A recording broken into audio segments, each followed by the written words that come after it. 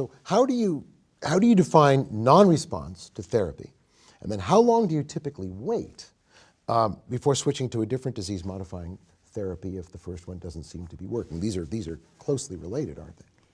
Well, my own response to that would be we want to look at attacks, relapses, and so you don't want to miss an attack on treatment. That's disease activity.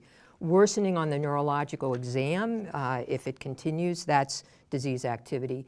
And new lesions on an MRI scan. We typically are doing monitoring surveillance brain MRI scans, at least in the early years of relapsing MS as we started treatment. You really don't want to see very much in the way of breakthrough MRI or clinical disease activity. And my own feeling is when we have multiple options now, and particularly early on, the first 1 to 2 years are probably critical. You don't want to sit on a patient having breakthrough unacceptable disease activity. You have multiple choices to switch, probably to switch to a new mechanism of action agent.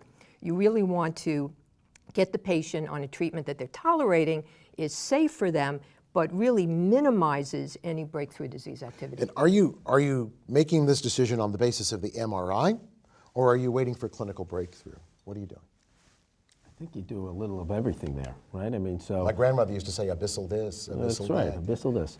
So, I mean, my experience has been that, you know, if I assess patients on a regular basis and I try and get the frequency of visits about 3 to 6 months on average, I listen to their symptoms, I listen for whether they're having any clinical attacks. And one of the biggest issues that we have trying to determine if somebody is adequately managed is, you know, they may not report all the clinical symptoms that could be minor attacks. Okay, so for instance, if it's a major attack and patient can't walk or they can't see, they're going to call me up and say, I can't, so therefore we know it's an attack.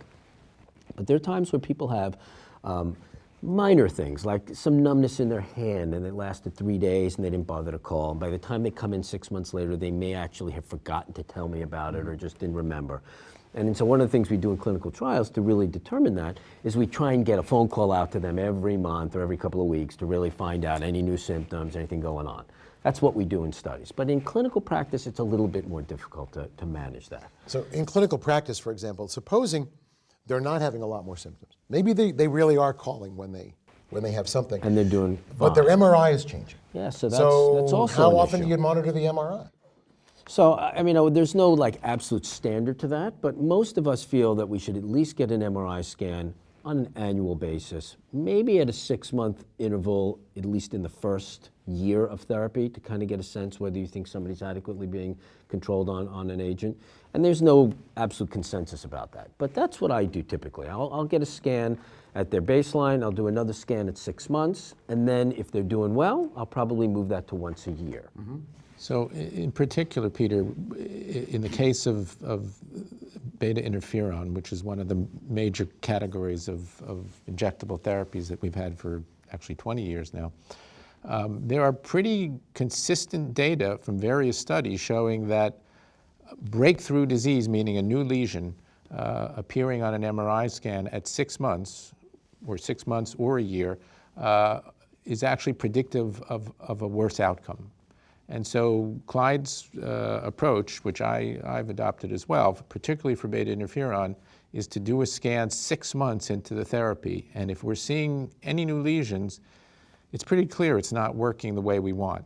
Now, whether or not that's enough to prompt a change in therapy in somebody who's feeling quite well and is acclimated well to the therapy is still a tough clinical decision. If there's a little bit, perhaps one new asymptomatic lesion, we might keep them on the same therapy and scan again in 6 months. At least this is my approach. On the other hand, if there's symptoms, if there's more than one lesion, that generally is going to prompt a real serious consideration about changing therapy, So even 6 months in. Well, just to put a button on it then, if we take your advice and we treat right away, then the first scan is going to be 6 months after the initial therapy has begun, right? So what you're looking for is another lesion after the first symptomatic presentation, because we assume somebody's presenting for the first time with symptoms. Yeah, and that's assuming that you've got a baseline scan to compare it to that's roughly around the time that you've begun the. Well, let me just the stop. new You mean there are therapy. people who would not get an MRI with the first attack? They wouldn't have a baseline? No, they would in have 6 had a months? diagnostic MRI, but that may or may not coincide with when they're starting therapy. Like I it, get may, it may take, sometimes 3 months for people to actually get insurance coverage, or, make a decision about what therapy they want to, be on, or. Dr. Markowitz is very busy, and it takes him 3 months. 3 months to get an appointment. MRI? No, I mean, To I'm get just an telling you- appointment. Just to get a return phone call. Oh, I don't even want to Relax. go there. Okay, This you could turn guys are out of into control now. healthcare in America discussion. Let's